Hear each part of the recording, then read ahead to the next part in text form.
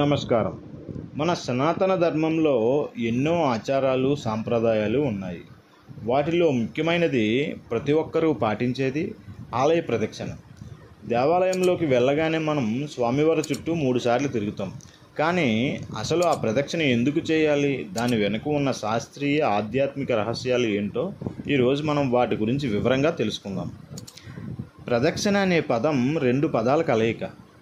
అంటే పాపం పోగొట్టుకోవడం, దక్షిణ అంటే మనం ఏదైనా మంచి పని చేసినప్పుడు లభించే ఫలితం. అంటే ప్రదక్షిణ చేయడం వల్ల మన పాపాలు తొలగిపోయి పుణ్యం లభిస్తుంది అని అర్థం. ఇంకా దీనికి మరో ఆసక్తికరమైన అర్థం కూడా ఉంది. అంటే ముందుకు, దక్షిణ అంటే దక్షిణ దిక్కు.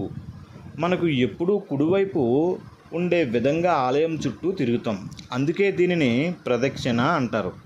పురాణాల ప్రకారం దీని వెనుక ఒక అద్భుతమైన కథ ఉంది.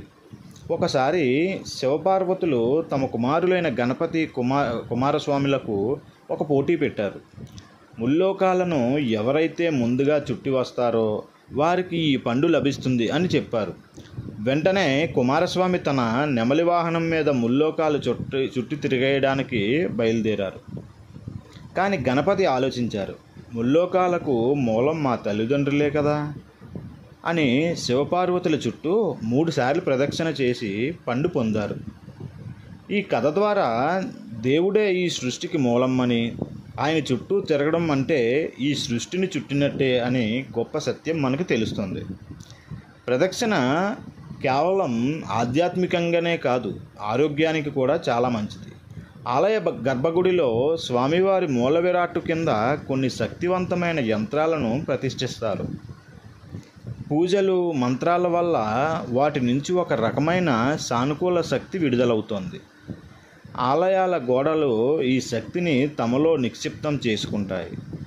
మనం ప్రదక్షిణ చేసినప్పుడు ఆ శక్తిని గ్రహిస్తాం.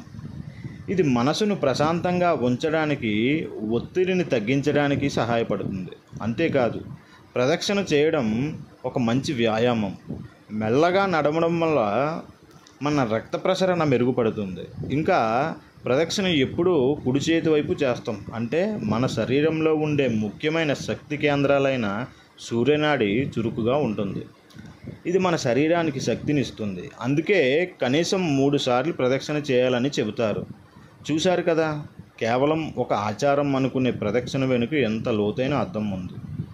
ఇది మన మనసును ప్రశాంతంగా ఉంచడమే కాదు, మన ఆధ్యాత్మిక, శారీరక ఆరోగ్యాన్ని కూడా మెరుగుపరుస్తుంది.